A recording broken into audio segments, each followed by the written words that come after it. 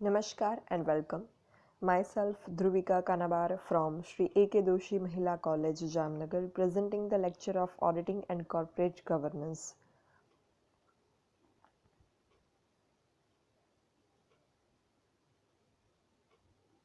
Unit 4 નીતિશાસ્ત્ર અને corporate governance ethics and corporate ગવર્નન્સમાં આપણે બેઝિક ટર્મ્સનું ડિસ્કસ કર્યું હતું અને પછી નૈતિકતાની આચારસંહિતા અને કમિટીઝ વિશે પણ ડિસ્કસ કર્યું હતું અને ત્યાર પછીનો પોઈન્ટ લિસ્ટિંગ એગ્રીમેન્ટ કરાર નોંધણી ક્લોઝ 49 કલમ 49 એ જે એક આખો મોટો ટોપિક છે, બે સેશનમાં આપણે એને આખો કમ્પ્લીટ કરેલો છે.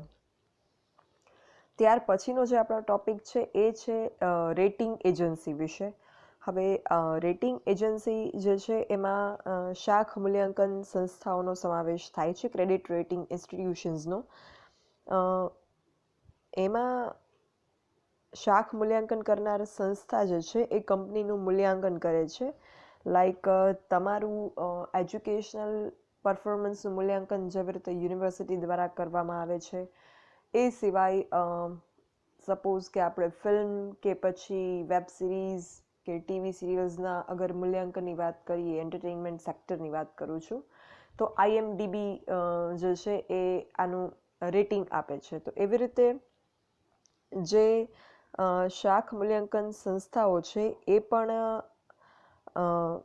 આવી કંપનીનું મૂલ્યાંકન કરે છે. એમાં ઔદ્યોગિક જોખમ, બજારની પરિસ્થિતિ, ઉત્પાદન ક્ષમતા, કાયદાની દ્રષ્ટિએ વિજ્ઞાપન પત્રની યોગ્યતા કેટલી છે, કંપનીની હિસાબી ગુણવત્તા કેવી છે, નફાકારકતા કેવી છે, રોકડ પ્રવાહની સ્થિતિ કેવી છે, વ્યાજ અને ટેક્સની સંવેદનશીલતા કેવી છે, આ બધા અલગ અલગ વ્યૂ પોઈન્ટને કન્સિડર કરી અને શાખ મૂલ્યાંકન કરવામાં આવે છે. અને આવી ક્રેડિટ રેટિંગ કરતી જે સંસ્થા છે એ રોકાણકારોને જામીનગીરી ખરીદવા કે વેચવાની ભલામણ તો નથી જ કરતી, પણ એ બતાવે છે કે એમાં કેટલું જોખમ છે અગર તમે એમાં ઇન્વેસ્ટ કરવા માટે ઈચ્છો છો તો.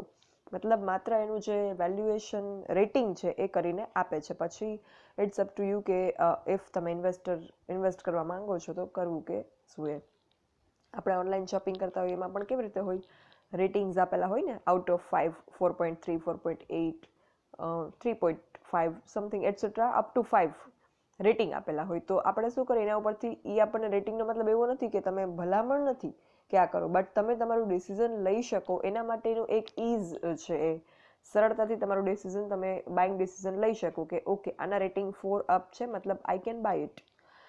એમાં પણ યસ, પાછું એ પણ જોવું પડે કે અગર ટોટલ રેટિંગ્સ 2000 ઉપર કસ્ટમર્સ રેટિંગ આપેલા હોય અને 3.5 રેટિંગ હોય કોઈ પ્રોડક્ટના, અને બીજી કોઈ પ્રોડક્ટ હોય એના રેટિંગ 4.5 હોય, બટ રેટિંગ આપનાર કસ્ટમર્સની સંખ્યા જે છે એ 500 હોય, તો પછી again you have to think over it કે જે 2000 કસ્ટમરે ભેગા થઈને આપેલા છે, ભલે 3.5 rating is lesser than 4.5, but જે રિવ્યુઅર્સ છે એ 2000 ઉપર છે ને પેલી જે જગ્યાએ છે 4.5 રેટિંગમાં માત્ર 500 છે, તો એમાં પણ તમારે એ રીતના વિચારવું પડે.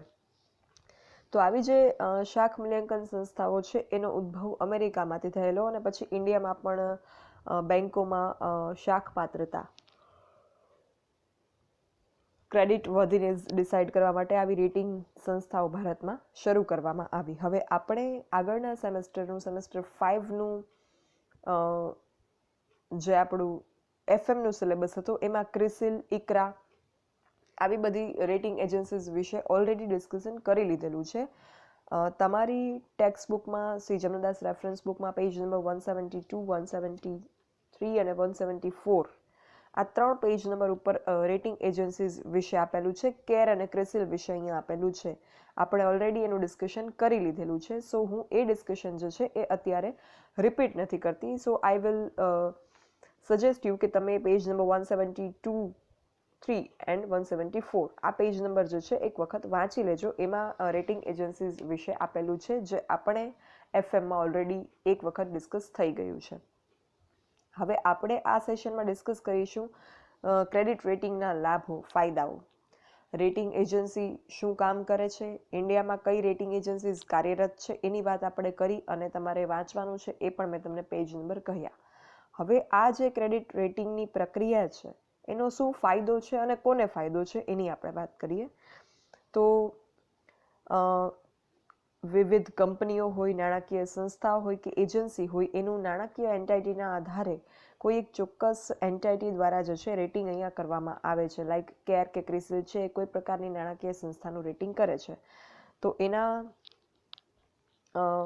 એનું કામકાજ કેવું છે, એની ધિરાણ નીતિ કેવી છે, એ બધું રેટિંગ અહીંયા કરવામાં આવે છે. અને ક્વોન્ટિટેટિવ અને ક્વોલિટેટિવ, ગુણાત્મક અને જથ્થાત્મક માહિતી જે છે એ રજૂ કરવામાં આવે છે. ક્રેડિટ રેટિંગનો ઉપયોગ જે છે એ કોણ કરે, તો એ ઇન્ડિવિજ્યુઅલ લેવલે પણ થઈ શકે, વ્યક્તિગત રીતે પણ, અને કંપનીઓ દ્વારા પણ કરવામાં આવે. જે કંપની કે અને સરકાર જે છે એ બોન્ડ ખરીદે તો એ નિર્ધારિત કરે કે સરકાર એની જવાબદારી ચૂકવશે. કંપનીની જે છે એ શાખ પાત્રતા ખ્યાલ આવે રેટિંગ ઉપરથી. તો જે રેટિંગના લાભ છે ક્રેડિટ રેટિંગના, એને આપણે 2 કેટેગરીમાં ડિવાઈડ કરેલા છે. એક રોકાણકારને લગતા ક્રેડિટ મૂલ્યાંકનના લાભ અને બીજું કંપનીને લગતા ક્રેડિટ મૂલ્યાંકનના લાભ.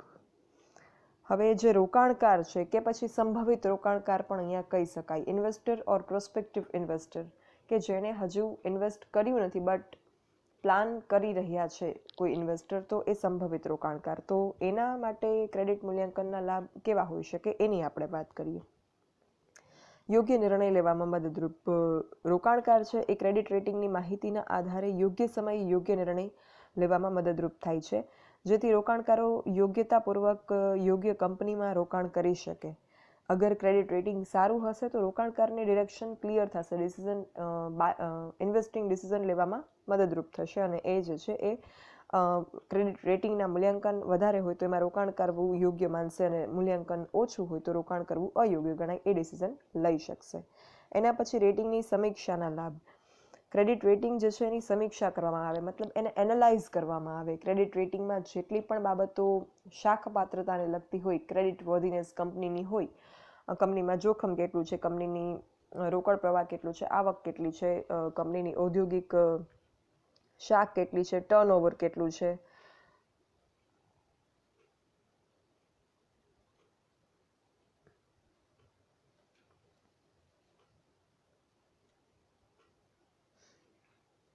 કંપનીની હિસાબી ગુણવત્તા કેવી છે, કંપનીની ઉત્પાદન ક્ષમતા કેવી છે, બજારમાં શું સ્થિતિ છે, આવા અનેક પોઈન્ટ જે છે એ ક્રેડિટ રેટિંગ આપતી વખતે, મૂલ્યાંકન કરતી વખતે કન્સિડર કરવામાં આવતા હોય છે. તો આનું જ્યારે સમીક્ષા કરવામાં આવે, એનાલિસિસ કરવામાં આવે, ત્યારે એ એનાલિસિસથી રોકાણકારને ખ્યાલ આવશે કે કંપનીમાં રોકેલ નાણાં જે છે એનો કેટલો ભય છે એ જાણવામાં એમને મદદરૂપ થશે. અગર કંપનીનું રેટિંગ વધારે હોય તો એ કંપનીમાં ભય ઓછો હોય, અને અગર કંપનીનું રેટિંગ ઓછું હશે તો એ કંપનીમાં જે છે એ ભય વધારે હશે, રિસ્ક વધારે હશે. પછી સલામતીની બાંયધરી. જો કંપનીનું ક્રેડિટ રેટિંગ વધારે હોય તો કંપનીમાં રોકાણ સલામત છે એમ રોકાણકાર માની શકે, બાંયધરી કંપનીને મળે છે, રોકાણકારને મળે છે. અને અગર કંપનીમાં કોઈ કારણસર ક્રેડિટ રેટિંગ ઓછું હોય તો રોકાણની સલામતી ઘટી જાય છે. પછી રોકાણની દરખાસ્તને મંજૂરી. રેટિંગ કંપની જે છે એ રેટિંગના અલગ અલગ ચિહ્નથી રેટિંગ દર્શાવે કે જેથી રોકાણકાર સમજી શકે. રેટિંગ આપતી વખતે અલગ અલગ પ્રકારની નિશાનીઓનો, ક્રેડિટ રેટિંગ સિમ્બોલ્સ જેને કહેવામાં આવે છે, એનો ઉપયોગ કરવામાં આવે છે. આપણે ઓડિટ રિપોર્ટ બનાવતી વખતે પણ નિશાનીઓ વિશે વાત કરેલી છે. મતલબ કોઈ પણ પ્રકારનું જ્યારે કોઈ એક્સપર્ટ દ્વારા કોઈ બાબતનું રેટિંગ કે મૂલ્યાંકન કે એનાલિસિસ થતું હોય ત્યારે એમાં એ નિશાનીઓનો ઉપયોગ કરે પોતાની સમજૂતી આપવા માટે અને મેસેજ કન્વે કરવા માટે. લાઈક ક્રિસિલ જે છે એ શું કરે છે, તો ડિબેન્ચર્સ જે છે એના માટે AAA રેટિંગ આપે છે. તો એ જે 3A છે, એ શું છે, એ જે છે એ છે ડિબેન્ચર્સની સલામતી માટેનું નિશાની. તો અગર AAA હશે નિશાની કોઈ ડિબેન્ચર્સ માટે ક્રિસિલ દ્વારા આપવામાં આવેલું, credit rating investigation services of India limited, તો એ જે છે એ ડિબેન્ચર બહુ જ સલામત છે એની બાંહેધરી આપે છે. તો ઇટ્સ કાઇન્ડ ઓફ સિમ્બોલ. પછી રોકાણ કરવાની પસંદગી. ક્રેડિટ રેટિંગ છે એ કંપનીમાં રેટિંગના આધારે રોકાણકારોને રોકાણ કરવાની પસંદગી કરવામાં મદદરૂપ થાય કે યસ, જેનું રેટિંગ હાઈ છે એને આપણે ઇન્વેસ્ટમેન્ટ માટે સિલેક્ટ કરીએ. અને એ સિવાય રોકાણકારના સમયનો બચાવ. કોઈ પણ વ્યક્તિ પોતાના હાર્ડ અર્ન્ડ મની, મહેનતની કમાણી જ્યારે ક્યાં પણ ઇન્વેસ્ટ કરતા હોય ત્યારે એ વ્યક્તિ ઈચ્છશે કે એનું રોકાણ જે છે એ એવી જગ્યાએ ઇન્વેસ્ટ થાય કે જે સલામત હોય અને જે એની આવકમાં વધારો થવાની શક્યતા વધારે હોય. તો આ બધું એનાલિસિસ કરવા માટે રોકાણકારે રોકાણ કરવા માટે ઘણા બધા પાસાઓનો વિચાર કરવો પડે. યોગ્ય સમયે યોગ્ય રોકાણ કરવું, કરવાનો નિર્ણય કરતી વખતે. તો આ જે રેટિંગ એજન્સી છે એના દ્વારા કરવામાં આવતી જે કામગીરી છે એ રોકાણકારની આ બધી પ્રવૃત્તિઓમાં જે સમય બગડી શકે એને બચાવે છે અને રોકાણમાં કેટલો ભય રહેલો છે, રિસ્ક કેટલું છે એનું પણ એમને અંદાજ આપે છે. એટલે એમની મહેનત અને સમયનો અહીંયા રોકાણકારોની બચાવ થાય છે because of credit rating agencies. Fine, આ છે રોકાણકારને લગતા ક્રેડિટ મૂલ્યાંકનના લાભ. અને પછી આપણે વાત કરીએ કંપનીઓને લગતા ક્રેડિટ રેટિંગના લાભ. હવે જે કંપની છે કે જેનું ક્રેડિટ રેટિંગ કરવામાં આવે છે, મૂલ્યાંકન કરવામાં આવે છે, એ કંપનીને શું ફાયદો થાય આ વસ્તુ કરાવવાનો? તો પહેલું, ધિરાણની કિંમત ઘટાડે. અગર કોઈ કંપનીનું ક્રેડિટ રેટિંગ હાઈ હશે તો કંપનીને ફિક્સ ડિપોઝિટ છે, ડિબેન્ચર્સ છે, અન્ય દેવાની સિક્યુરિટીઝ છે એના ઉપર ઓછો વ્યાજદર એ ઓફર કરશે તો પણ investor will prefer to invest in the capital of the company because એ કંપનીનું ક્રેડિટ રેટિંગ હાઈ છે, મતલબ એમાં રોકાણ જે છે એ સલામત છે અને સલામતી વધારે હોય તો પછી વ્યાજદર ઓછો હોય તો એ લોકો સ્વીકારે. રોકાણકારો નીચા વ્યાજના દરો પણ અહીંયા સ્વીકારશે કારણ કે જોખમ ઓછું છે. એટલે ઓછું જોખમ હોય તો ભલે ઓછી આવક મળે પણ લોકો એને પસંદ કરે. ઊંચું રેટિંગ એટલે ઓછું જોખમ અને અગર રેટિંગ ડાઉન હોય તો જોખમ વધારે હોય. પછી ઉધાર માટે વિશાળ પ્રેક્ષક. અગર કંપનીને રેટિંગ એજન્સી માટે ઊંચું ક્રેડિટ રેટિંગ મળે તો એવા સંજોગોમાં અગર કંપનીને ઉછીના નાણાંની જરૂર છે, ઉછીની મૂડીની જરૂર છે, તો એવા સંજોગોમાં જે કંપનીનું ક્રેડિટ રેટિંગ હાઈ હશે ઓબ્વિયસલી એ કંપનીની શાખ પાત્રતા વધારે ગણાય, ક્રેડિટ વર્ધીનેસ વધારે ગણાય. તો એક વિશાળ ઇન્વેસ્ટર્સ ગ્રુપ હશે, એક વિશાળ રોકાણકારોનું ગ્રુપ હશે કે જે એવી ઉચ્ચ ક્રેડિટ ધરાવતી સલામત કંપનીમાં રોકાણ કરવા માટે ઈચ્છા ધરાવશે. મતલબ કે ઉચ્ચ ક્રેડિટ ધરાવતી કંપનીને ઉધાર લેવા માટે વ્યાપક પ્રેક્ષકગણ જે છે એ મળી જાય છે અને નાણાકીય સંસ્થાઓ, બેન્કો અને રોકાણ કરતી કંપનીઓનો સંપર્ક જે છે એ કરી શકે છે. પછી બિનલોકપ્રિય કંપની માટે સારું. અમુક કંપની જે છે એ બહુ પોપ્યુલર ના હોય, લાઈક રિલાયન્સનું નામ છે તો આપણે બધાએ સાંભળેલું છે, ટાટા છે, રિલાયન્સ છે, એવી બધી કંપનીઝ જે છે એ દરેક લોકો એનાથી પરિચિત છે પણ બધી જ કંપનીઝ પરિચિત બધા હોય એનાથી એવું નથી જરૂરી. તો જે એવી કંપનીઝ છે માર્કેટમાં નવી છે, ઓછી લોકપ્રિય છે, તો એવી કંપનીને અગર માર્કેટમાં સ્થાન બનાવવું હશે, લોકોના મનમાં સ્થાન બનાવવું હશે, માર્કેટ ઇમેજ ક્રિએટ કરવી હશે તો એવા સંજોગોમાં એ ક્રેડિટ રેટિંગ કરાવી શકે. તો અગર એ ક્રેડિટ રેટિંગ કરાવશે, એનું રેટિંગ ઊંચું આવશે તો એ જે છે એ વસ્તુ એના માટે પ્લસ પોઈન્ટ, એનો સ્ટ્રોંગ પોઈન્ટ પ્રૂવ થશે અને investors will tend two invest in the company અગર એ પોપ્યુલર નથી તો પણ. પછી માર્કેટિંગના સાધન તરીકે કાર્ય કરશે. માર્કેટિંગ જે છે એ કોઈ પણ કંપની માટે બહુ જ અગત્યનું છે. તમે SSP ભણેલા છો, જેમણે BM રાખેલું છે એ માર્કેટિંગ સબ્જેક્ટ પણ ભણે છે. તો વસ્તુ કે સેવા તમે જેનું પ્રોડક્શન કરો છો, બનાવો છો, એની ગુણવત્તા, એ ઉપરાંત એ વસ્તુ કે સેવાનું માર્કેટિંગ પણ એટલું જ અગત્યનું છે to earn the profit, to make the product marketable, to make the product popular among customer group. આ બધી વસ્તુઓ અગત્યની છે, માર્કેટિંગ જે છે અગત્યનું છે. તો એ માર્કેટિંગ કરવા માટે કંપની ઘણા બધા માર્કેટિંગ કેમ્પેન્સ ચલાવતી હોય, હ્યુજ માર્કેટિંગ એક્સપેન્ડિચર જે છે ઇન્કર કરતી હોય. એવા સંજોગમાં આ જે ક્રેડિટ રેટિંગનું કામ છે એ પણ માર્કેટિંગ ઇન્સ્ટ્રુમેન્ટ તરીકે કામ કરી શકે. અગર કંપનીનું ક્રેડિટ રેટિંગ ઊંચું આવશે તો ગ્રાહકનો વિશ્વાસ જે છે એ કંપનીમાં એ ગેઇન કરી શકાશે.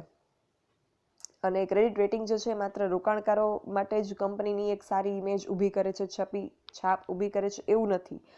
રોકાણકારો ઉપરાંત કંપનીના ગ્રાહકો છે, ડીલર્સ છે, સપ્લાયર્સ છે, એને પણ મદદ કરે છે કંપની સાથેના દરેક વ્યવહારમાં સરળતા કરવા માટે અને કંપની સાથે જોડાયેલા પ્રત્યક્ષ કે પરોક્ષ રીતે જોડાયેલા પક્ષકારો સાથેનું જે એની કામગીરી છે એમાં એની શાખ ઊભી કરવામાં આ ક્રેડિટ રેટિંગ જે છે એ ઉપયોગી બને છે.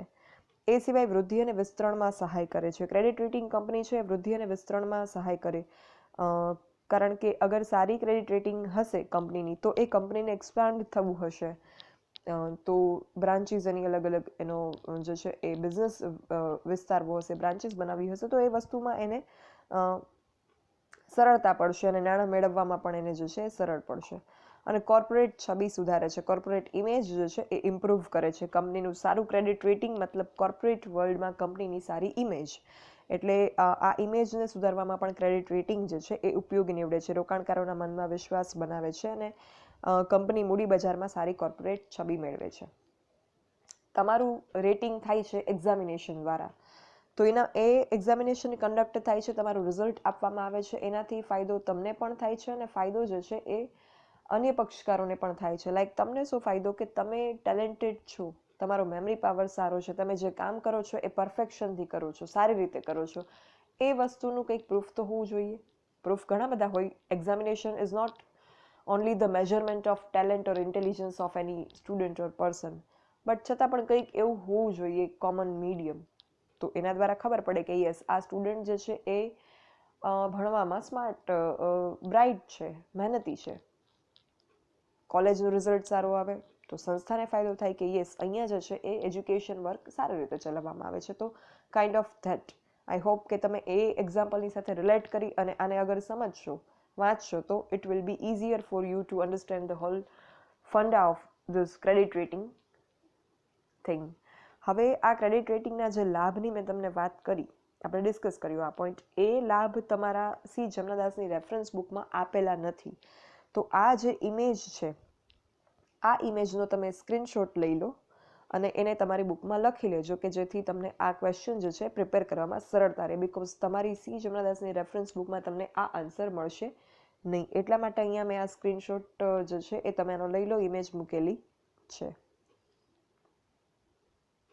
2 ઇમેજ છે, એક આ છે અને હવેની નેક્સ્ટ ઇમેજ જે છે એ હું સ્વાઇપ કરું છું. એટલે આનો પણ સ્ક્રીનશોટ તમે લઈ લો. આ બંને સ્ક્રીનશોટ તમે લઈ લેશો એટલે એમાં જ આખો આપણો આન્સર છે, ક્રેડિટ રેટિંગ એજન્સીના લાભો 2 અલગ અલગ વ્યૂ પોઈન્ટથી, એ તમને આમાં મળી જશે. So that is all for this answer. Thank you. For any doubts or queries, you can write me on this mail dbk.dhruvika@gmail.com. Thank you.